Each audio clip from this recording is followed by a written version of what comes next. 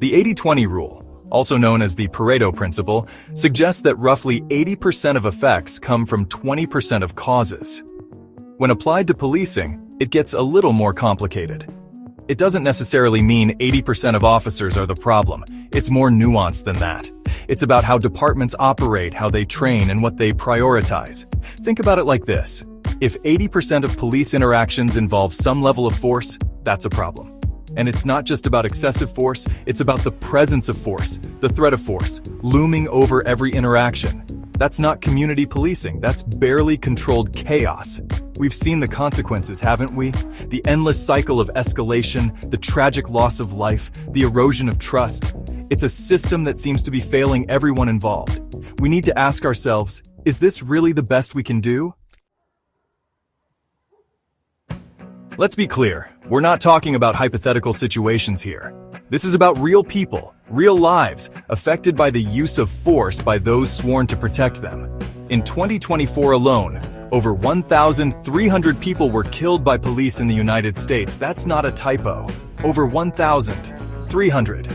And when you break down those numbers, the disparities are even more alarming. Black individuals were 3 times more likely to be killed by police than white individuals. Think about that for a second.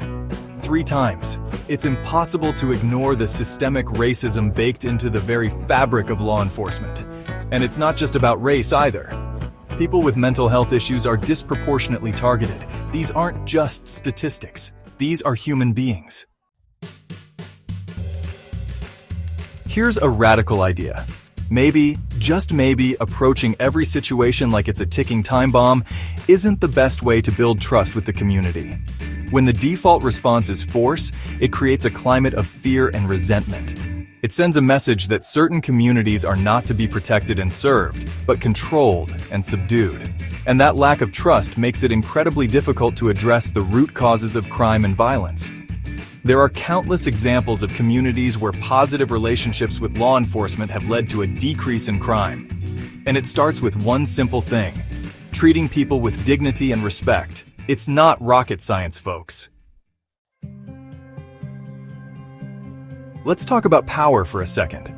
The power dynamic between law enforcement and the communities they serve is inherently unbalanced.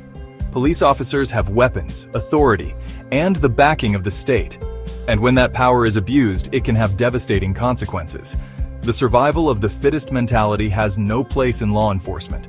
We need officers who are trained to de-escalate, to use force as a last resort, not a first response. We need a culture that values empathy, compassion, and understanding. We need guardians of peace, not warriors on the streets. Section 5. Public participation, a double-edged sword for police authority. Here's the thing about public participation. It can cut both ways. On the one hand, community involvement is crucial for holding law enforcement accountable. Citizen review boards, body cameras, independent investigations, these are all essential tools for ensuring transparency and justice. But public participation can also be used to justify increased police presence and militarization.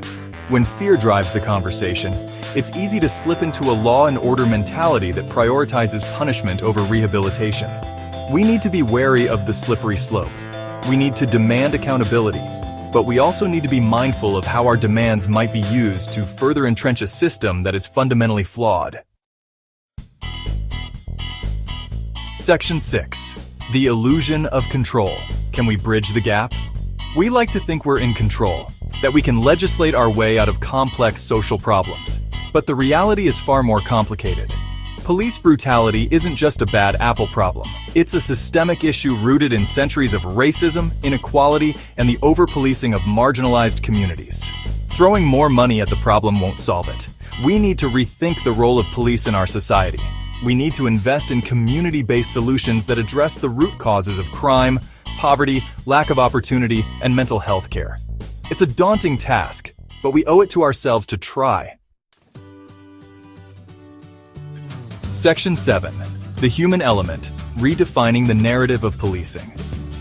We often forget that behind every badge, there's a human being. Police officers are not robots. They are mothers, fathers, sons, and daughters. They experience stress, trauma, and fear just like the rest of us. But that doesn't excuse brutality. It doesn't justify the use of excessive force. It simply reminds us that we're all in this together, that we need to find a way to create a system that protects both law enforcement officers and the communities they serve. Section 8, a call for change from reactive measures to proactive solutions. For too long, we've relied on reactive measures to address police brutality. We wait for the next tragedy, the next viral video, the next hashtag. And then we react with outrage, with protests, with demands for justice. But what if we shifted our focus? What if we invested in proactive solutions that prevent these tragedies from happening in the first place? What if we funded community policing programs, mental health services, and de-escalation training? It's time to stop reacting and start preventing. Section 9, a future of hope. Reimagining the relationship between police and community. It's easy to feel overwhelmed by the sheer scale of the problem, but despair is not an option. We need to hold on to hope. We need to believe that a better future is possible. Imagine a world where police officers are seen as true guardians of peace, where communities feel safe and protected, not targeted and oppressed, where justice is not a privilege, but a right. It's a future worth fighting for.